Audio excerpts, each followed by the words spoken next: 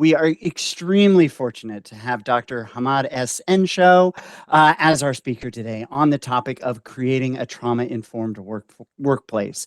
Dr. Ensho is a licensed psychologist and executive director of the Ensho Behavioral Group, an Atlanta-based psychotherapy private practice, frontline trauma response, and global behavioral health consulting firm.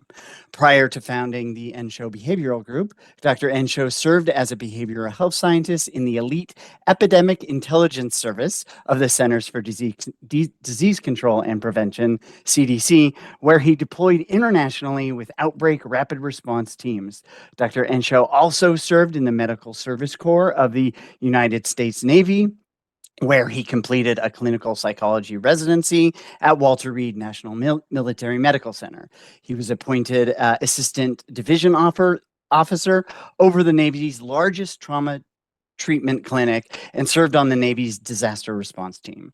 Dr. Ensho is an award-winning lecturer and has taught courses in cross-cultural psychology, interpersonal relations, and public policy at the undergraduate and graduate levels.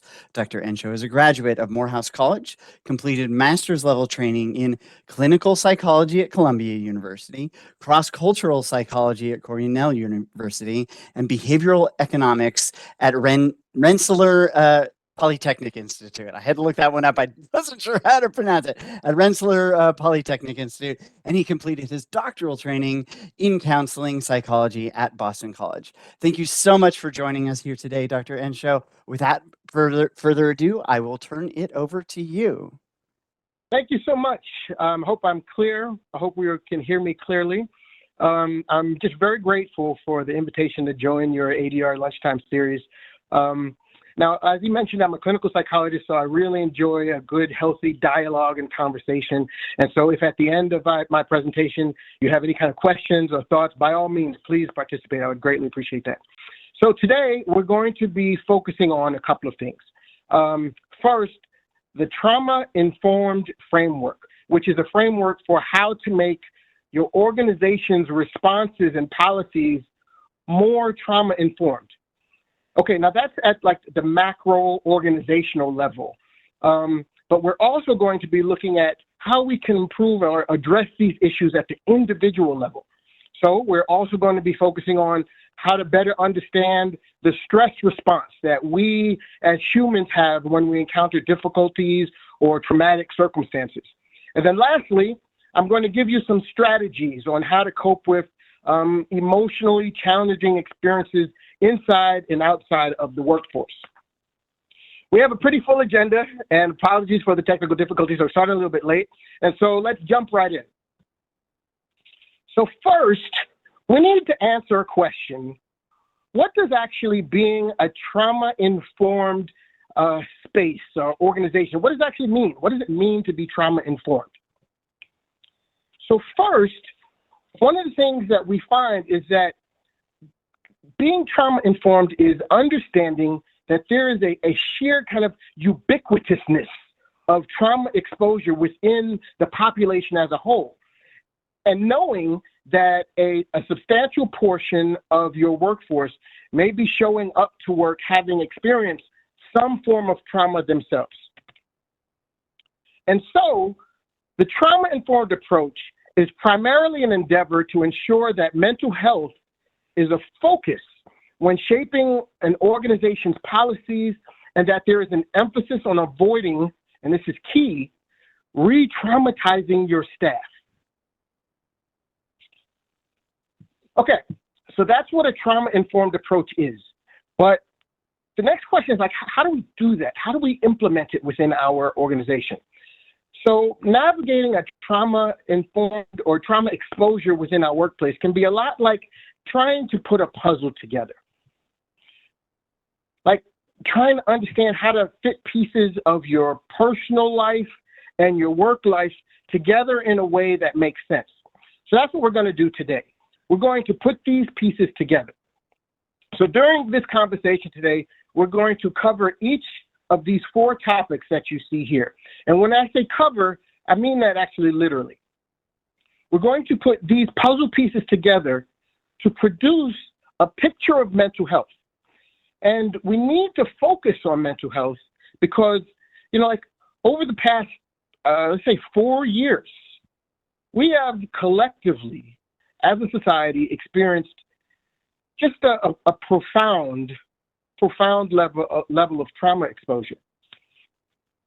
Now, I've done some consulting work with organizations with staff based in Ukraine and done some consulting and trauma work around the current conflict in the Middle East. But for today's conversation, I want to focus on the trauma of the COVID pandemic, because it's something that each of us in our families, our individuals within the workspace, each of us have had to contend with. So I'm going to use the COVID pandemic, especially the early periods of the COVID pandemic, to kind of frame our conversation today. When I think back to the very beginning of 2020, pre-COVID, at the beginning of the before the pandemic, it really feels like we were in a very completely different time. Like we had no idea what was in store for us, and in many cases, we're not fully prepared for the life-altering challenges that we have been and still are facing and have really been impacted by. And, just for context, this observation about us having just an astounding level of trauma exposure is based on experiences from a guy that has a lot of exposure to working in this field. I'm a clinical psychologist, as he mentioned, with private practice. I do consulting work that focuses specifically on trauma. So on a daily basis, I'm hearing about and helping individuals process through their traumatic life experiences. And, as he also mentioned, I'm also a guy who served as a psychologist in a military disaster response unit, doing crisis response and psychological first aid. And as it relates specifically to the COVID crisis, I'm a guy that served in epidemic intelligence service of the CDC. And so I say all of this to say, professionally, from a professional perspective, trauma, disaster response, and even like deadly outbreaks are really not new or foreign to me. But, even with all of that, on a personal level, on a level where I was just trying to navigate my family through the challenges we all faced at the beginning of the pandemic, it was just a really scary time. And that's what I'm saying. And that's for me. That's for me, who's had all of this experience and work and trauma exposure. And at the beginning of the pandemic, it was just a really, really scary time. And yet, despite all of that, we were and still are contending with the fact that life continues. That in the midst of everything, we have to figure out how to navigate the regular circumstances of life. Like get our kids to school, manage our home finances, all while trying to remain functional for ourselves and our loved ones. And so, this raises a really important question. Questions about how do we do all of this while simultaneously processing the intense emotions and feelings that come with being in the midst of trauma.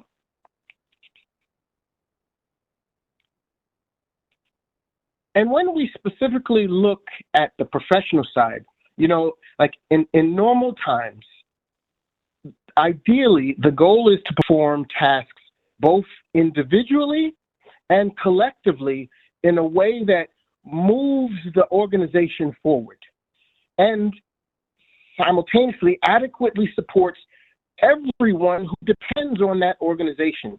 So typically, this translates into managing deadlines and work challenges, working collaboratively with coworkers, relying on each other's expertise and capabilities to complete tasks and reach milestones, having an ability to concentrate, to access knowledge, to process new knowledge and problem solve, and to adhere to work protocols, practices, and policies.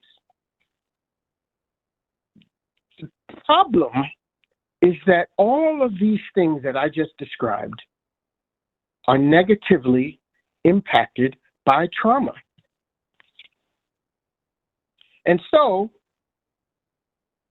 when you look at work life through the lens of trauma, managing deadlines and work-related challenges becomes more difficult because trauma exposure makes it harder to cope with the normal stressors of life.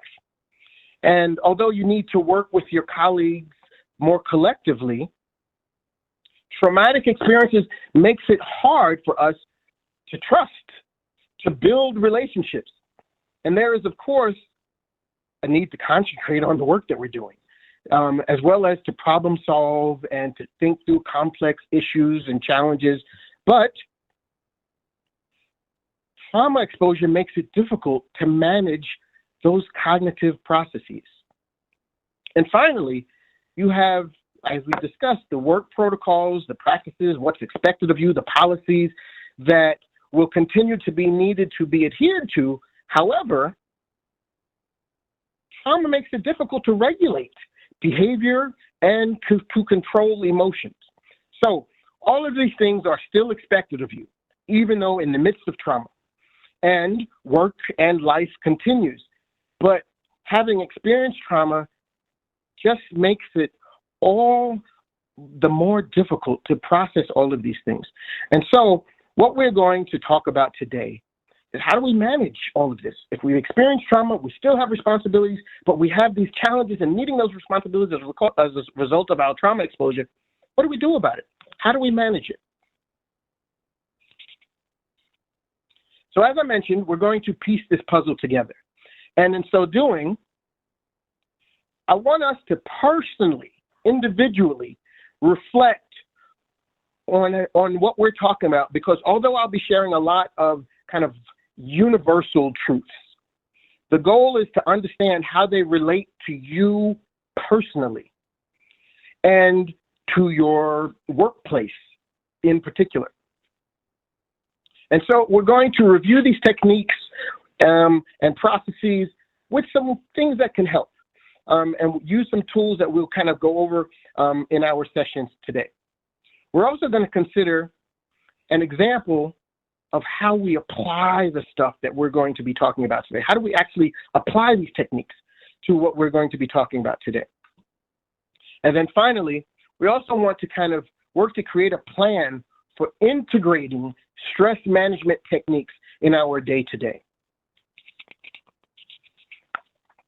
Okay, I mentioned earlier that we're going to cover each of these topics to form a picture of mental health. Let's begin by first covering the trauma-informed framework. Okay, so this is a bird's eye view of the principles that shape the trauma-informed framework. The key thing to know is that when we combine all of these things, the principles help to support mental health and well-being, particularly during times of elevated trauma exposure.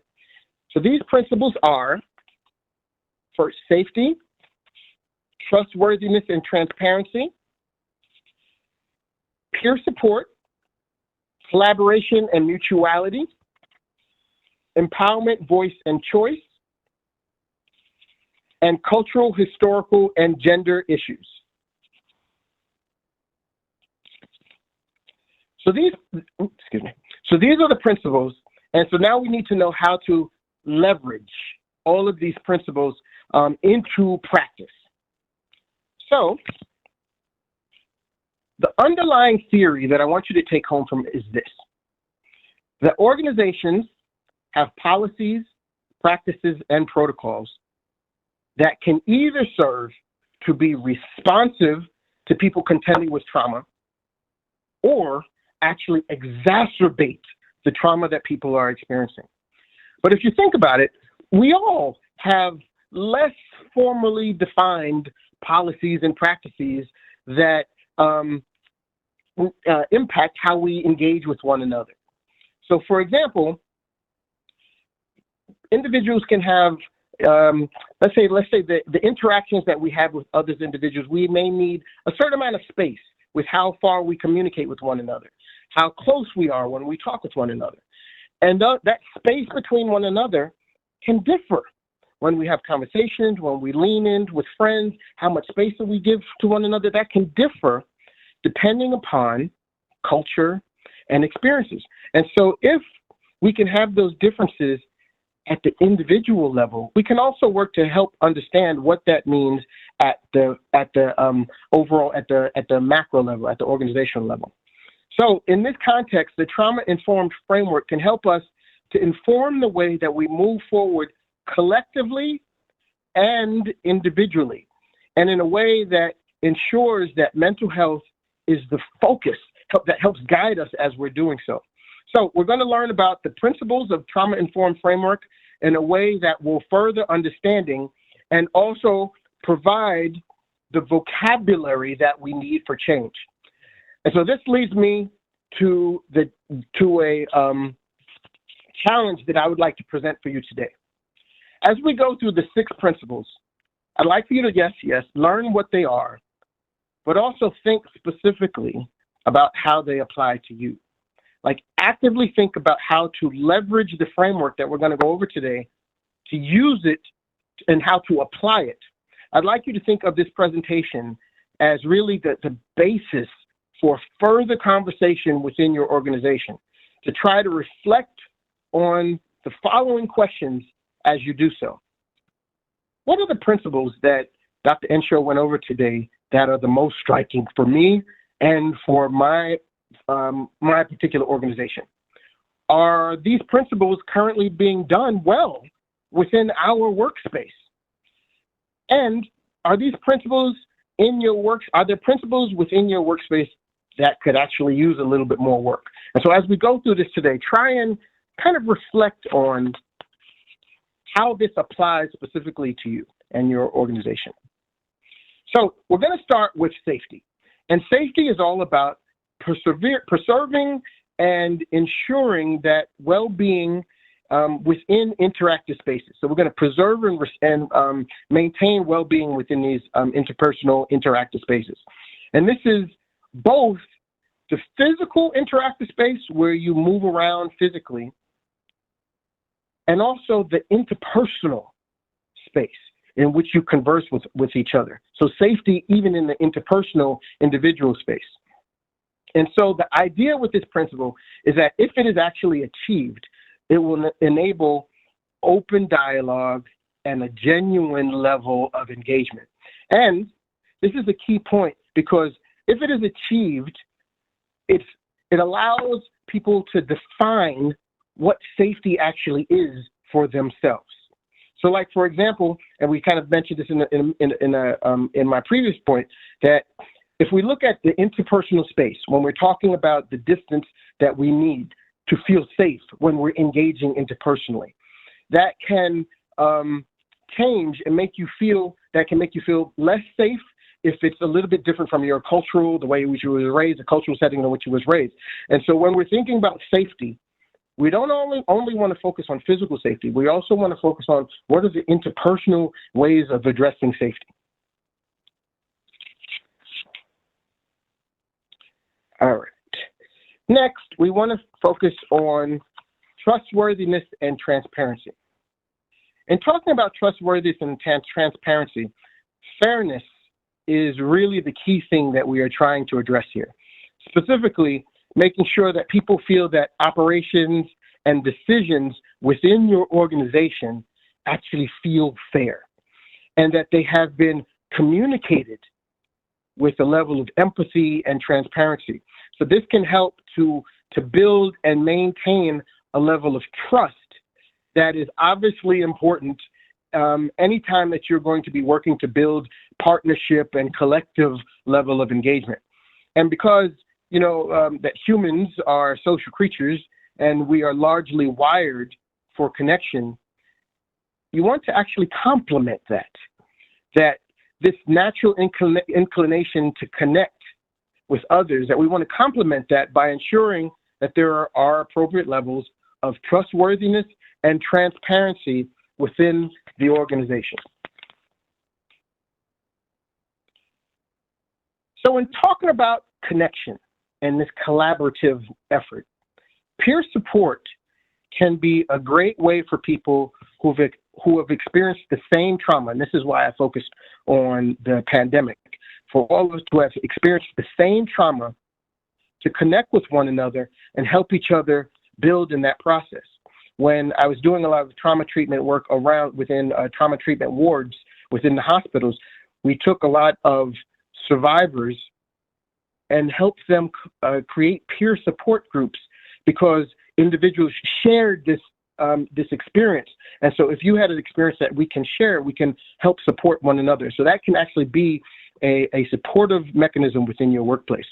And so as a result of incorporating this principle into company policy, you can work to build unity and allow people to talk through very complex feelings, specifically with people who can uniquely understand what they have been going through.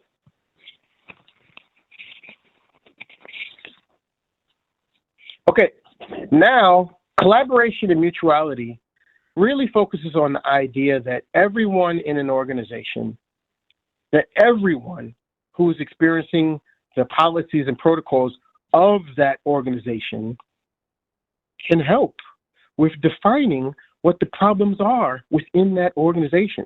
So that's what we're talking about, the collaboration and the mutuality, that everyone within that organization has a perspective, has a vantage point that can be of value. And of course, can also help with developing solutions to those problems that they are identifying. So in collaboration and mutuality, you have this leveling of power, this sharing of power amongst everyone who is at the table. And this is to ensure that there is a diversity of thought and mindset and expectations. Then we have empowerment, voice, and choice. This particular principle focuses on building on the values and strengths, again, of everyone within the organization. It also ensures that when there are opportunities for people to have agency and exercise choice, that they are allowed to actually do that by the organization that they work for. So again, this is the idea that shared decision-making, shared selection of choices, and shared goal setting allows people to do what is best for them, allows people within the organization to do what is best for them, to have some agency and to self-advocate when they actually need to. And finally, we have cultural, historical, and gender issues. Now, this particular principle focuses on the beautiful fact that people are different, that those differences can come from social, racial, ethnic, gender, religious, sexuality, and cultural bases, among a wide variety of others. And so you want to ensure that you are considering this, that difference, when you are coming up with strategies and policies and protocols. But also, another reason why this is important is because in some cases, staff from marginalized communities are going to have very different experiences. And you want to make sure that is kept in mind as you are constructing a trauma-informed strategy for your organization. Okay, so we've looked over each principle individually. Now let's consider how they can be used collectively to support individuals who have experienced trauma. All right, so back to our puzzle. So we now understand the trauma-informed framework and that it is largely a tool to give us insight on how we can shape policies and practices within our organization to create supportive environments for the people who have suffered trauma. And now, what I'd like to do is to apply this framework to a specific example. So at one point in my career, I worked for a clinic that specialized in treatment of children who were exposed to various forms of trauma. So when a child is exposed to trauma, you can't always use a traditional form of talk therapy because they might not have the cognitive development necessary to accurately communicate what it is that they're feeling. So instead, we frequently use play therapy. We give them toys or paint or crayons, and we just let them play, and we sit back and we watch, and we interpret what they are communicating through their play. So let's do that right now. What you see here is the creation of a 4-year-old boy. So shortly before our work began together, his mother fled with him and his brother from a home that was impacted by just a profound level of domestic violence. I want to note really quickly that the mother actually asked that I use her children's artwork, de-identified, of course, in order to help educate others. And I've used this in some of the classes I've taught and things like that. So I just want to put that out there.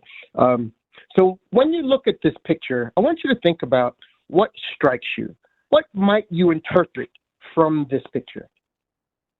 So first, I want to note that the child was given a wide variety of colors to choose from, and the color that he created is this kind of dark and emotionally kind of gloomy picture, which can be interpreted kind of also about why do you think he might have chosen this type of color? Why might he have overlooked some of the lighter colors and gone with this color?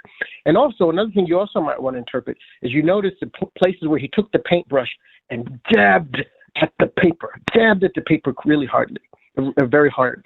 And so, again, this is a way in which you can get in touch with the trauma that this child is experiencing. Now, let's look at this one. This one was done by his older brother, and his older brother was 5. And what do we notice here? So again, in contrast to the previous picture, there was some color chosen. And he chose some bright oranges and some purples. But then, again, he colored over it with this kind of dark, gloomy picture, with this dark, gloomy color. And again, the reason why we use play therapy is because kids can't always communicate what they're feeling. So we look at what they're feeling through their play. Now, why am I showing you this? Because this mom, who has experienced trauma, whose children have unprocessed trauma exposure, has to come to work. And this is why we need an intentional effort to create more trauma-informed workspaces that are aware of the fact that there is a great deal of trauma within the community, within the workforce that is coming to work. So how do we support our community? How do we support our staff? So, for example, for this mom, we would hope that her workplace is one that first and foremost helps her feel safe. Physically, of course, but also, as I mentioned previously, interpersonally and psychologically through open dialogue and genuine level of engagement. And so safety, trustworthiness and transparency, and collaboration and mutuality emphasize the need for creating safe spaces that allow for open dialogue and promote genuine engagement. Because of the stress of this mother's experiences, she's going to potentially experience impairments in attention and concentration, and her memory-related capabilities might not be as sharp because, again, of the impact that trauma has on us. So it's going to be important that her stress reduction that she is working on individually is assisted by providing safe and supportive workspaces and supervisors and colleagues that exhibit patience and calmness in their interactions with her. This is what I was talking about before about not re-triggering, not re-traumatizing staff. But, you as a supervisor, let's say you were this mother's supervisor, you might say, but how would I know that she has experienced all of this? How would I know that this is her home experience? And that is the point. That is the point of a trauma-informed approach, because you may not know that we will have this amount of trauma within your workforce, that you likely will have this amount of trauma within your workforce.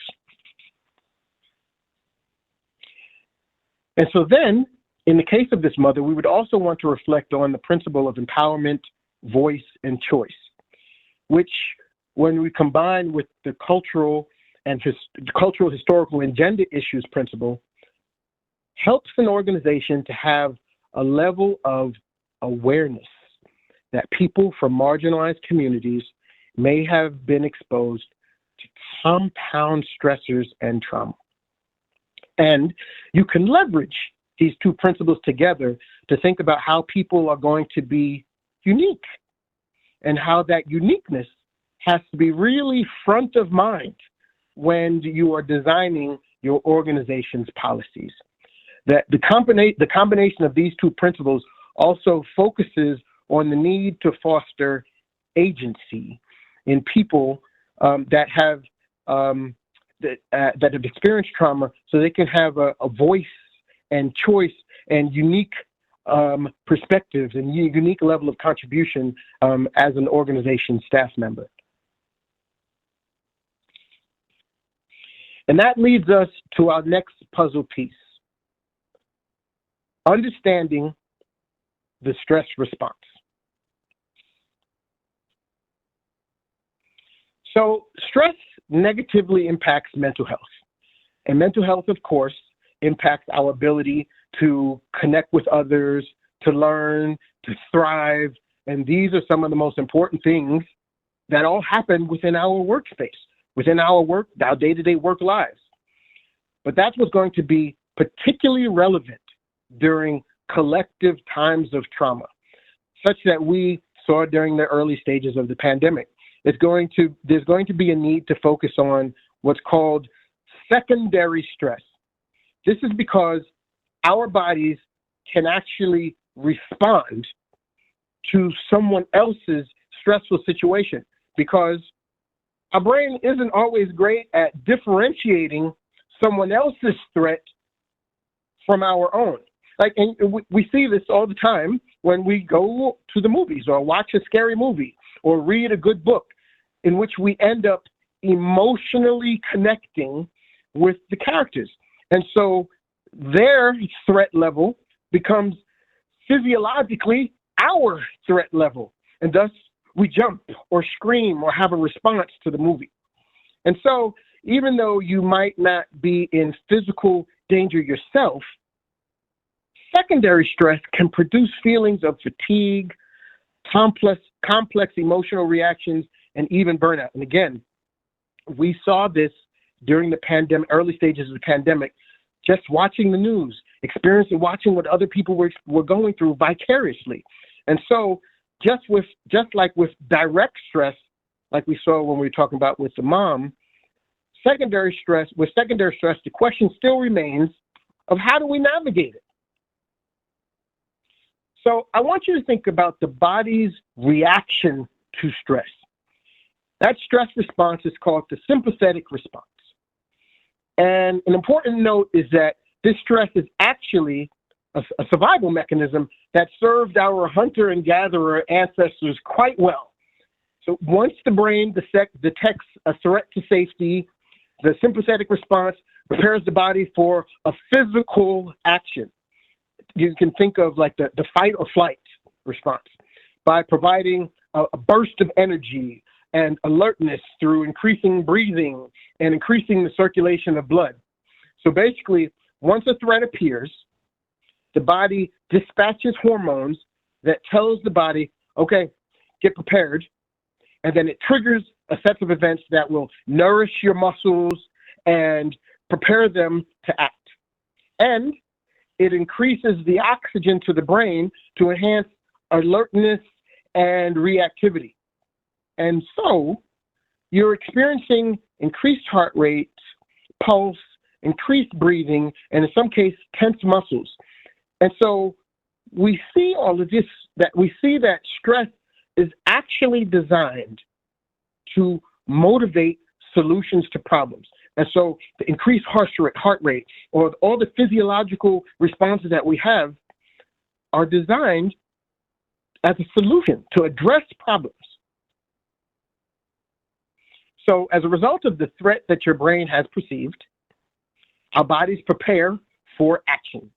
And hormones, adrenaline and cortisol, are circulating through your body, and you're getting prepared to act, to fight or flight, or freeze is another one.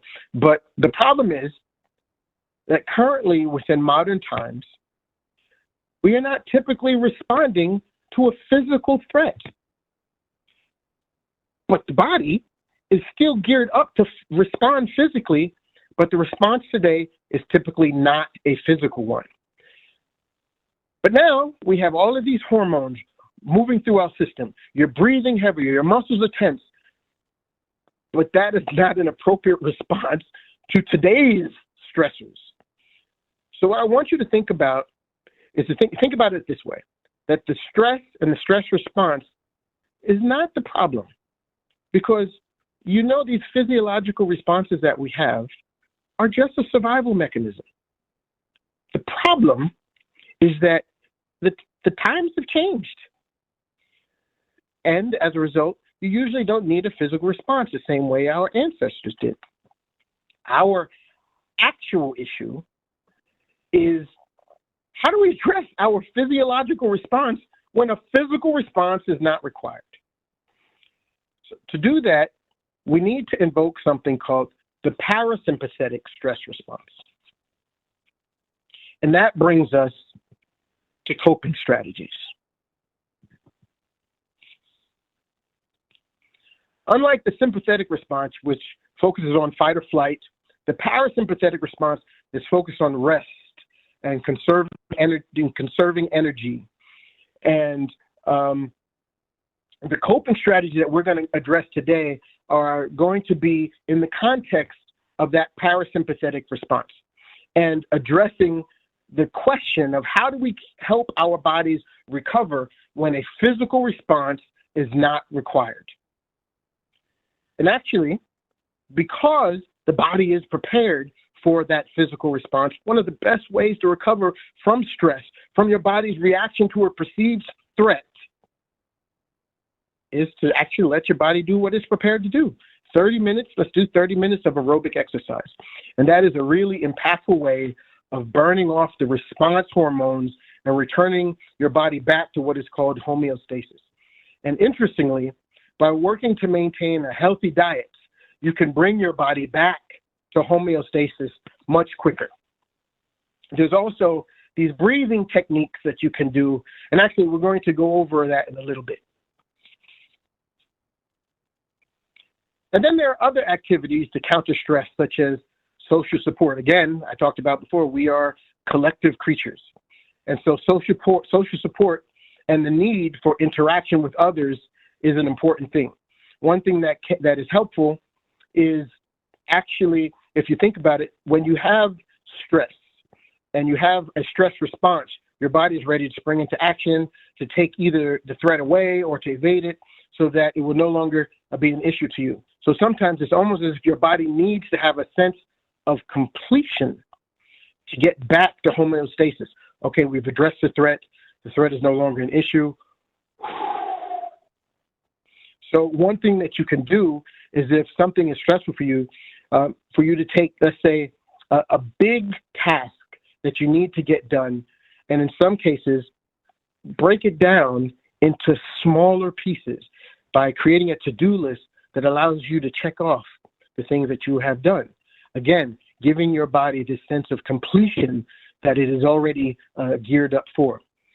It can help you feel like this sense of completion is an important thing. Again, to help you kind of feel that I am now set to move on to the next task. There's also this idea of radical acceptance, where you consider what the stress is, what your sphere of influence is, and do as much as you can in that space. And then, lastly, then there is also some mind-body practices that you can do, and actually that's what we're going to go over next. A helpful coping strategy is a breathing exercise called the 4-7-6 breathing exercise. It's based on this ancient yogic practice of learning to control your breathing. Again, breathing was impacted by stress.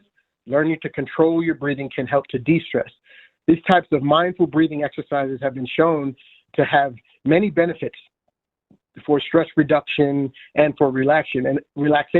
And in fact, has often been referred to as the natural tranquilizer for the nervous system. And so one of the ways in which we first to do this, we would create ourselves a peaceful space. You know, hopefully you'd look at this and there's peaceful music playing in the background. Then you would sit comfortably with your back straight. You would close your eyes if it helps for some. And then you would inhale briefly. Oftentimes it's helpful to put your tongue on the roof of your mouth and inhale briefly for a count of 4. And then hold your breath for a count of 7, and then exhale completely through your mouth around your tongue, making this whooshing sound for a count of 8, and completing this cycle 3 times.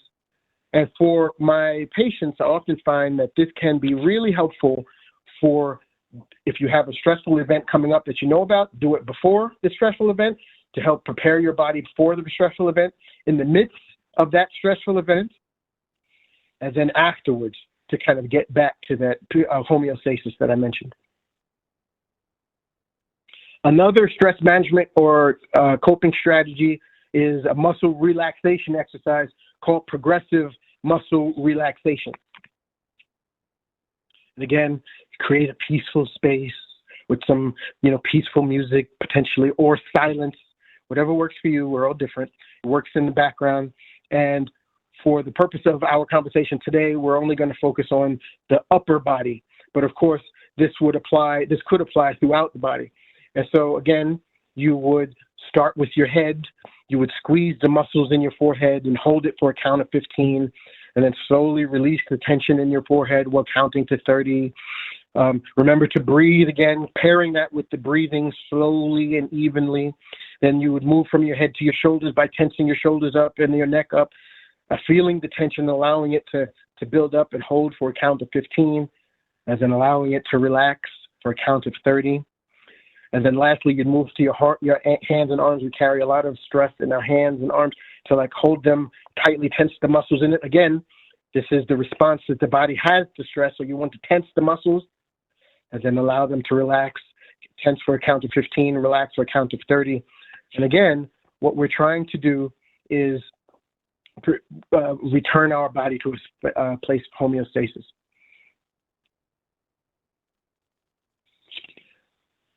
Okay, so we've identified some stress coping mechanisms.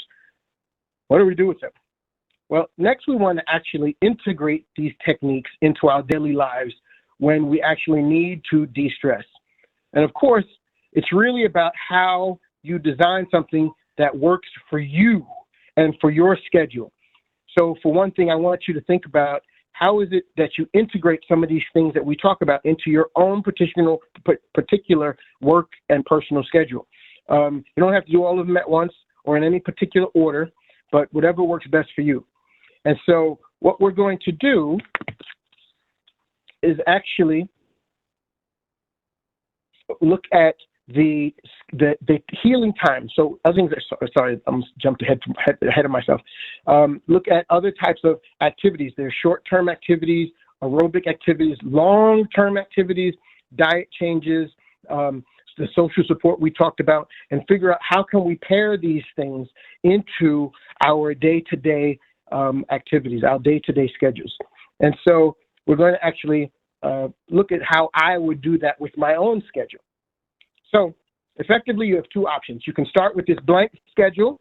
You could eyeball it and pick out times for that are strictly based on the time of day. Okay, I want to do meditation at 1 o'clock. I want to do breathing at 4 o'clock on Tuesdays. which may or may not work for your schedule, and so that can be kind of a challenging approach. Another approach is that you can actually map out your day-to-day schedule and then integrate the activities that way. And so I'm going to show you an example of the latter. Okay, so I had a blank schedule, and then what I did with my blank schedule is I put in my work day. When I wake up, when I go to breakfast, when I do my consulting work, I do my therapy, I eat dinner, I put in my scheduled day. But next we have to add in these additional activities that just populate throughout the day. So in this case, I have a very spoiled, a very demanding dog named Baku, who has no problem, zero problem at all, letting his needs and wants be clearly known. And so that previous schedule that I had needs to be adapted such that I'm going to add in to that time in the schedule that is specifically about him. I'm going to schedule in his needs in the midst of my schedule. And then once I have that in, I'm also going to incorporate the stress management techniques that I have. So I'm going to schedule in breathing exercises right before I go to bed on Tuesday, and a muscle relaxation exercise right before I start my therapy session on Thursday. And so that's my process. I started out with my overall activities for the day, my work activities for the day. I put in my other responsibilities, and then I schedule in the relaxation, stress management activities that are needed. And so what I'd like you to think about is, how do you do that for yourself? And that is what I wanted us to talk about today, about how to shape your organizations to be more responsive to the trauma exposures that staff may be experiencing. And how do we work to manage our own stress, our own angst on an individual basis, and potentially use some of these tools and techniques to do so. And so that's my presentation for today. I thank y'all so much for having me. And if there are any questions, by all means, I'd love to participate in this conversation. Thank you so much, Dr. Enshow. That was really amazing. I know a lot of people were contributing throughout, and yeah, just a really tremendous presentation. Thank you so much. We do have a half hour here for questions, so please do, everybody, drop questions into the chat if you have questions. And one question we've been getting a lot of is this being recorded? Can I get the slides? The answer to both those questions is yes. If you would like to see the slides, if you'd like to see the recording afterwards, just email us and ask to get on our distribution list, and we will make sure to let everybody know when that's available. Again, I'll drop that into the chat, but it's adroffice@hq.doe.gov. So to get into the questions, you mentioned a healthy diet being correlated with coping with stress. Can you go into a little bit more detail about that? What healthy diet not exercises, but practices do you recommend, and how is that correlated with coping with stress? How can you manage stress with diet? So one thing that we know, and I think you'll see a lot in my clinical work, that we manage stress unhealthily with diet, that oftentimes that when we are stressed, we can turn to junk food, we can turn to, ice cream, things along those lines, because they serve as comfort food. And so we already know about the linkage that exists between our physical self, our diet, and our emotions, our emotional self and our diet, And so we know it on that side. What we're then saying is that the opposite is also true, that if we want to manage our stress, that if we pair not just diet, but also pair, a healthy level of protein, healthy level of grains, healthy level of fats, in a way that manages, that pairs well with our exercise, our cardio work, that in many ways it prepares our body in a way to return to homeostasis in a way that's easier and a way that that can be quicker. And so diet is important, very much so. But I always want to emphasize with my patients that I want to pair it, a healthy diet, with exercise, because of the fact that the response to stress, the response to stressors, the response to trauma is most frequently, very frequently, a physiological response.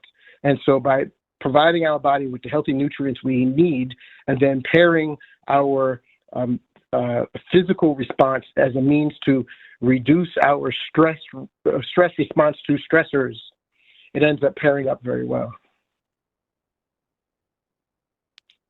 All right, thank you Awesome. for Thank that. you.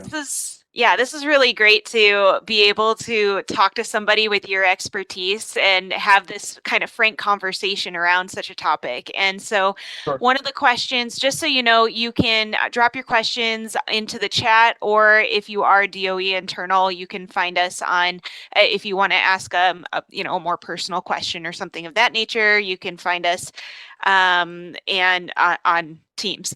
So that being said, curious what, you go through all of these kind of coping techniques.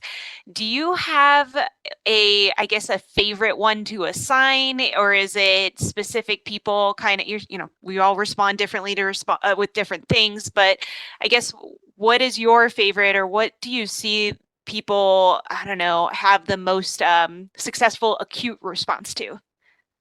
So I think there's two answers to that. I think my personal favorite are the ones that I actually put on in the presentation. I think for myself personally, I find that when I get really stressed, usually the next day, my shoulders and my neck are hurting because I carry a lot of stress in my shoulders. And so the progressive muscle relaxation, helping your body to de-stress by doing the tensing of the muscle and the relaxing of it, that ends up being my favorite, as well as the deep breathing ends up being very helpful for me personally. But to your point, it's different because we are so different and our experiences are different. It can depend on what the individual's actual needs are.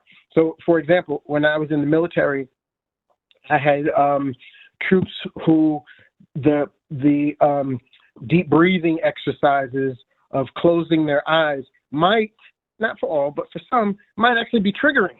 That if we're doing, trauma treatment, we're doing PTSD treatment, if I close my eyes while I'm doing my deep breathing, I might have a re-experiencing of the trauma that I'm actually here to process.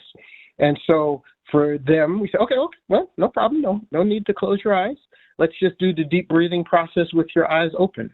And so again, I'm using that as an example to note that because we are different, because our stressors are different, because our trauma exposures may be different, we may find different levels of benefit from different stress management techniques. And again, this is just two that I utilized for this presentation. There are a wide variety of others that could have also been incorporated. And so what I often, for these two, I typically walk my patients through these two, see if they're helpful. If they're not helpful, between sessions, I'll send them home and say, okay, well, try it during between sessions. Let's come back to the next session and report back. Was it helpful? Was it not helpful?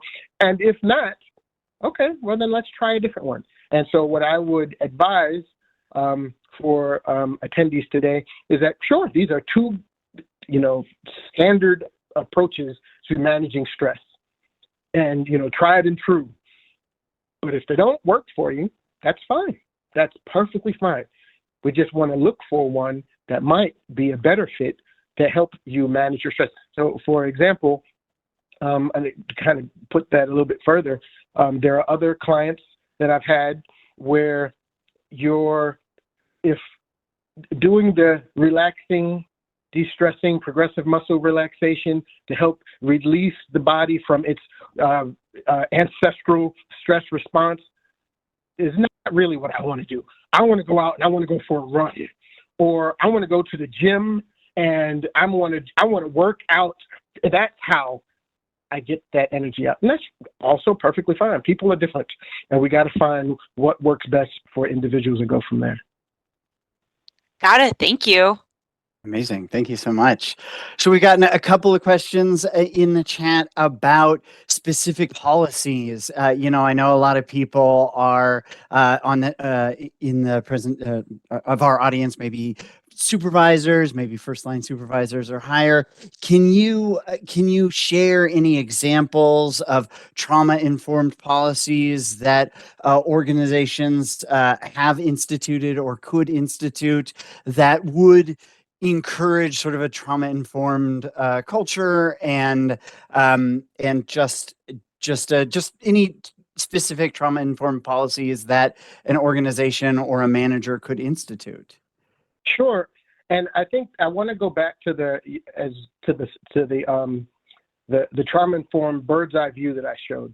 That again, it's just a tool that we allow us to ask questions about the policies that we're designing. And so in our policy design process, we want to look at these different principles and say, okay, this is, a well-researched approach on how to manage trauma exposure within our workforce.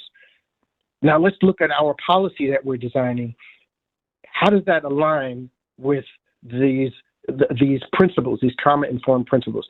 And what are the ways in which we can more effectively make them come into alignment or benefit them in coming to alignment? And so I think about, to answer the question specifically, at the beginning of the pandemic, I did some consulting work with companies who had losses within their workforce. And so if you have, for example, you're in a cubicle and you're in the cubicle person that sits in the cubicle next door to you, oftentimes if you have a lot of this, there can be, not always, but there can be a lot of camaraderie in that space. And, how was your weekend? Did you watch the game? And so it ends up becoming this really healthy augment to our communal self. And if we have in that workspace, the person in the cubicle next to us passes from COVID, how do we as an organization design a support system for our staff? Because we recognize that loss, just as I like to make this analogy, when we experience a loss within our families, our personal families, that loss ripples out through the family in a variety of ways and impacts us in a variety of ways. And our workspaces can become our families or second family for us. And we have these very close connections, these very strong connections with people at work.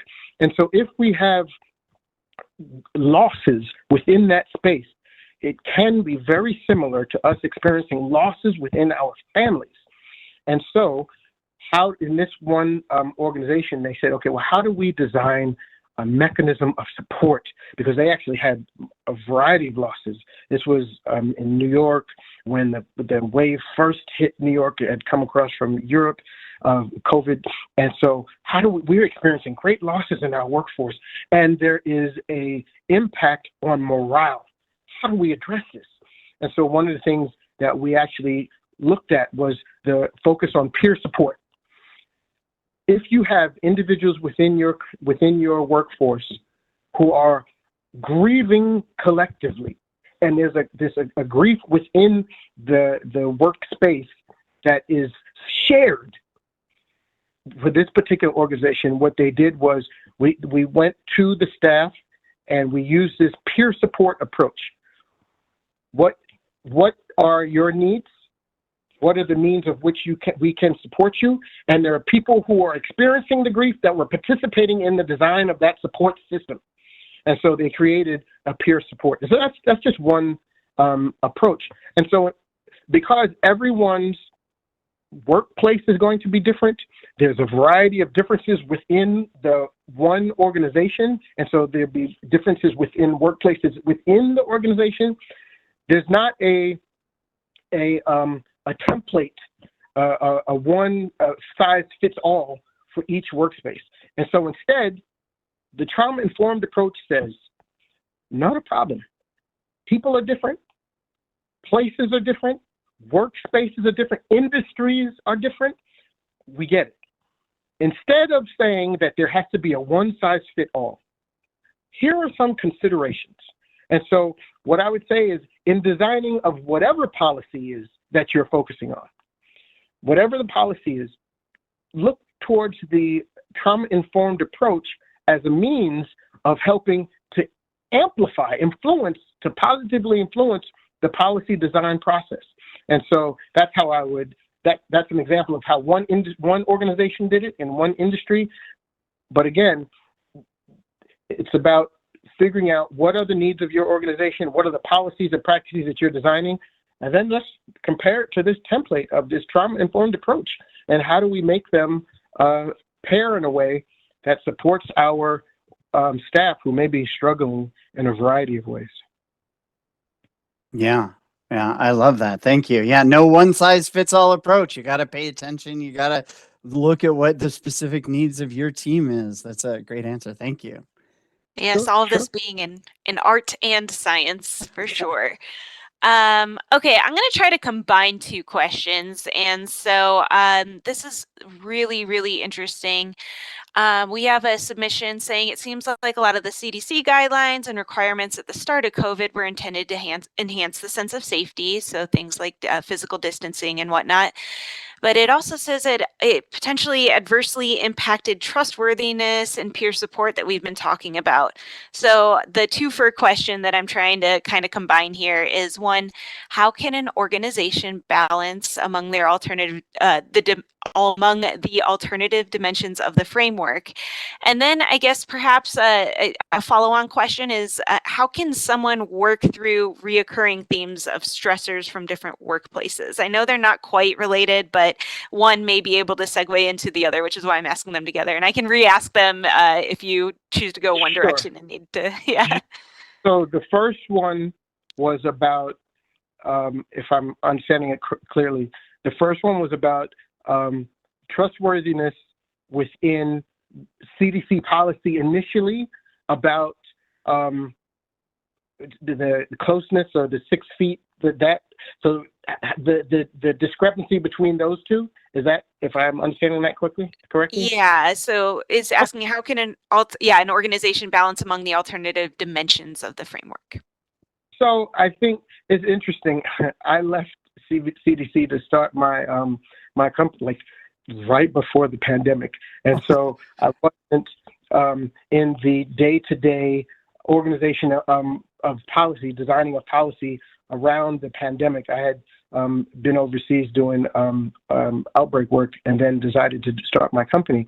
But one of the things, because the Epidemic Intelligence Service staff end up being very collaborative, and we share information across classes, and so I had a great deal of insight into what was going on in the CDC at the beginning of the pandemic because of my colleagues in the Epidemic Intelligence Service. And so you're right. There was, at the very beginning of the pandemic, a great deal of unknowns, And we have, when I talk about this trauma-informed approach, again, we have to recognize that this isn't a mold in which we need to fit perfectly. Instead, what it is a guide. And it's a guide that is influenced by our increased level of understanding and awareness. And so when, at the beginning of the pandemic, I remember at the very beginning when Dr. Fauci talked about, there wasn't a need for masks. And then later on, as more information became available, as the scholarship advanced on the virus, there was, wait, let's change and alter and pivot our approach. And, we see that in military, we see that in a variety of different organizations, that, that if if we get more information, that increased information should guide our policies and approach. And so I think you're right that at the very beginning we say, okay, well, trustworthiness and again, if I'm understanding it correctly, is it trustworthy? Is the information that's coming out, and then the changes that happen, does it influence trustworthiness? Sure, definitely can. At the same time, when we get additional information, it's responsible of us as leaders to then adapt policy. And also goes back to what we were talking about being transparent, of communicating clearly, okay, we're going in a different direction, and this is why. And to be able to have input from all participants, as well as to have transparency in the understanding of the process about how we have come to this new direction and why we are going in this new direction. So that was the first question. Can you repeat the second one again for me, please? Yes, absolutely. How can someone work through reoccurring themes of stressors from different workplaces? And if the asker of that question is still on, if you have any additional commentary, you're more than welcome to add. So you were saying if there additional stressors in a variety of workplaces. That's correct. So going reoccurring themes. Yep. Reoccurring themes in a variety of workplaces. Well, it's interesting. I'm biased because I'm a therapist. Whenever there are reoccurring themes, my go-to is always like, okay, let's try and understand why. What is this reoccurring theme about?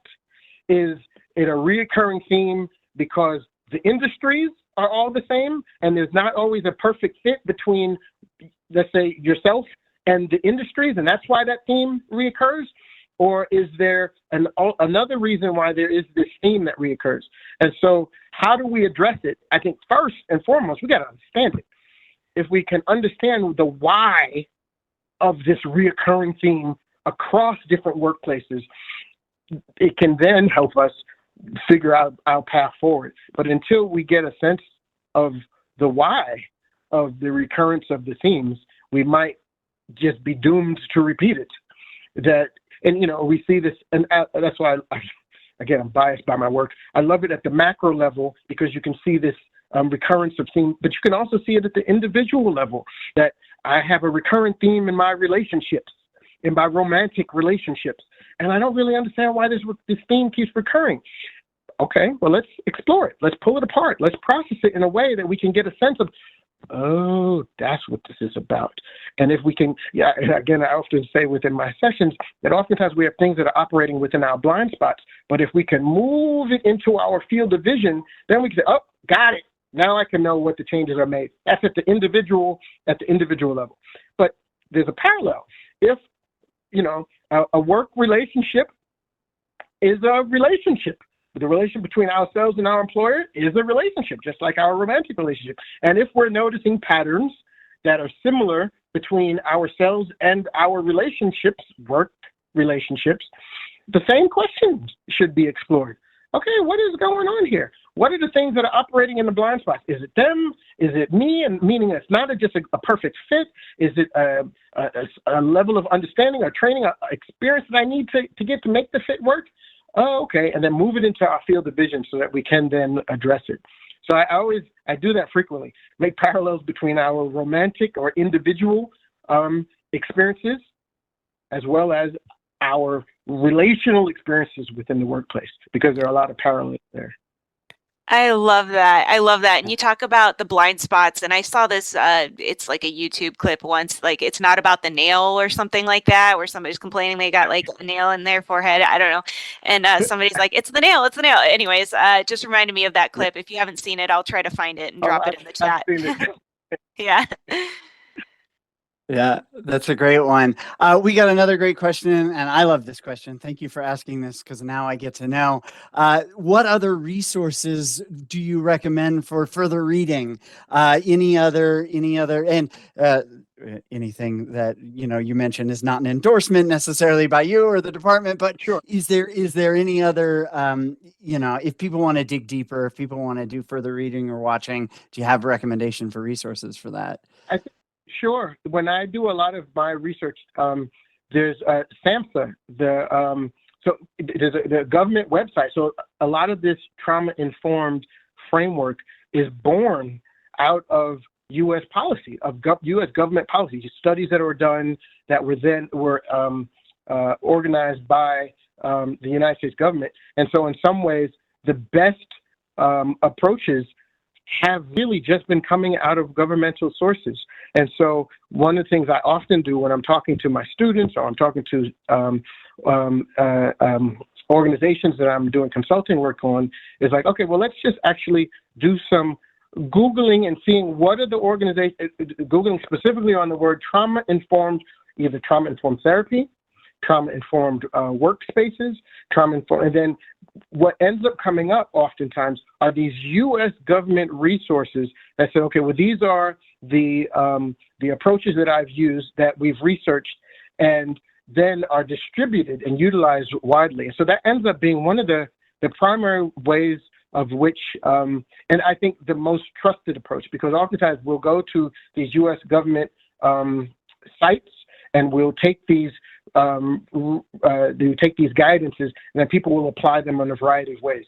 I've done so and applied them to working with, let's say, the finance industry or the medical industries and trying to apply it externally. But the best approach is to kind of go to the actual sources, the government sources themselves.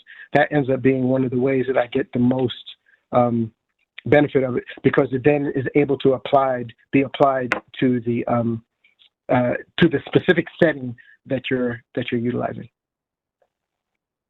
Yeah, that's amazing. Great suggestions. And I posted the website for samhsa.gov into the chat if anybody wants to check that out. I'm going to do that right after this. I want to dig into that. I didn't even know that existed. So thank you so much for that. Mm-hmm. All right. Well, I think we have time for one more question, and we still have a bunch of great ones. I could do this all day, but unfortunately, we have one more. And so I'm going to ask, and this one's so interesting to me. I'm so curious what you have to say. With today's illnesses, such as RSV, fungus, COVID, it appears the concern level has disappeared, and we are to continue to work day to day as if this is not an issue. But should it be? And how do we get empathy back in the workforce with the new threats of exposure to health and all of that? I'm in my mind, right? I'm thinking, man, yeah, it's been in the news cycle for so long. People are getting tired of hearing it or being, gosh, what is the decision fatigue or whatever, but like caution fatigue almost. So really curious what your answer is in terms of how we reintroduce that empathy. Well, I think empathy, I think there's also that how we navigate our lived experience should be guided by science, right? And with the recognition that science is an ever moving forward process. And so as we continue to gain more knowledge, gain more experience, that how we move forward can change and adapt. And so again, when I think about how we navigate currently versus how we navigated at the beginning of the pandemic, has and should have changed. I think about this, I'm laughing as I think about it, because my mom is 74, and at the beginning of the pandemic, he was like, "Mom, no, you stay home. I'm going to do all your grocery shopping, go get the groceries." And then outside of her door, I'm washing her milk. I'm washing her groceries outside of the door, masked up and everything. And we open the door and put the groceries inside. And then we learned that, okay, that's not necessary. And we adapted. And so I think that same level of adaptation, the things now should not be where they were pre-vaccine, pre-understanding of transmission, right? That we should have a level of difference.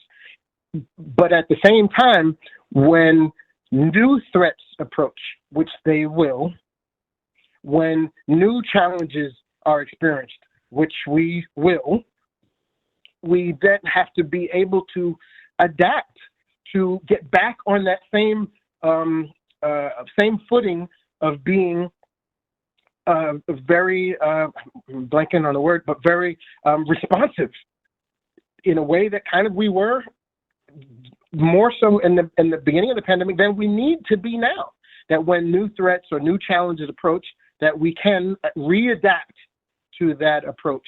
And so I think to summarize, I think my answer is that, one, you're right, things have changed between now and previously the beginning of the pandemic.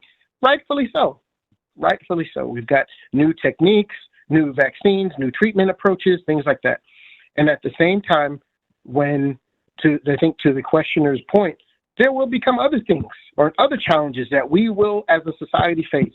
And we have to be able to adapt, to respond, and to get back on, I was trying to think of a different word, but that's how I was to say it in the military. You see, get back on that war footing, but like get back on this responsive, like, okay, we all have to be attuned to new changes and new needs for us in different circumstances. Amazing. Yeah, great response. Practice that resiliency and that's a hard thing to do, but we do all have to get better at that. Well, that is about all the time we have. Thank you so much, Dr. Enshow. It was a really tremendous presentation, great answers to some great questions. Sorry again about the difficulty with the technology at the beginning, but we worked through it. We started on rough territory and finished strong. So really appreciate your adaptability and resilience with that. We made it work. So Yes, thank you so much. Yeah. Go ahead, sir. I'd say we finally could read your lips for the access code. Sorry about that. We got there. Not a problem. And again, anybody want to access to the slides of the recording, just email us, adroffice@hq.doe.gov, and you'll get to know all the other stuff that we're doing, all the future lunchtime series and workshops and presentations that we have. Thank you so much, everybody. Great. Thanks for participating and for all of your great questions as well. Thank you. Thank you again for the invitation. It was a great pleasure.